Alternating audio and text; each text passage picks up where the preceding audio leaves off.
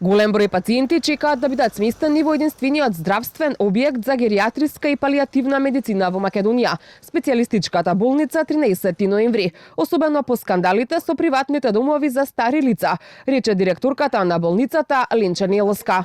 Според неа, изминатиот период е значително зголемен притисокот за сместување на хронично болните и дементни пациенти, каде листата за чекање е најголема. Пациентите кои што се со малигна дијагноза и не чекаат долго.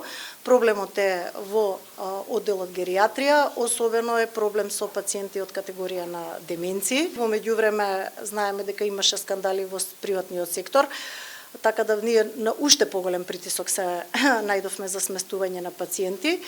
И решение за овој проблем брзо и веднаш не е можно. Во моментов имаме 4 жени што чекаат, меѓутоа во суштина ние ги чекаме нив, они да одлучат нели кога ќе дојдат, и 20 мажи. На малигната листа се толку, меѓутоа затоа хроничната листа и листата на деменција е голема. Директорката на болницата најави наскоро изградба на центар за хронични рани и гангрени.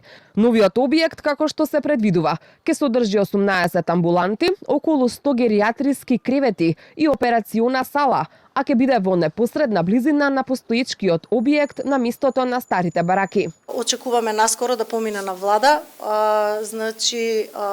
изградба на центар за хронични рани и гангрени, објект на приземје и 2 спрата. На приземјето планирани се 18 амбуланти, во кои што ќе бидат застапени сите наши дејности и методи и консултативни амбуланти, неколку амбуланти исто така за третман на пациентите со хронични рани, за надворешни пациенти зборувам.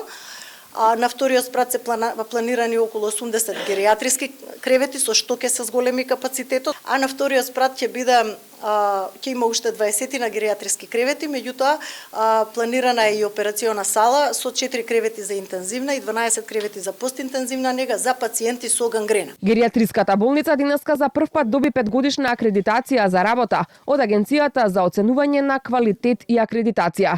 Директорката на агенцијата Билјана Димитрова посочи дека ќе продолжи со мониторингот врз работата на установата, за да утврди дали стандардите се одржуваат во континуитет.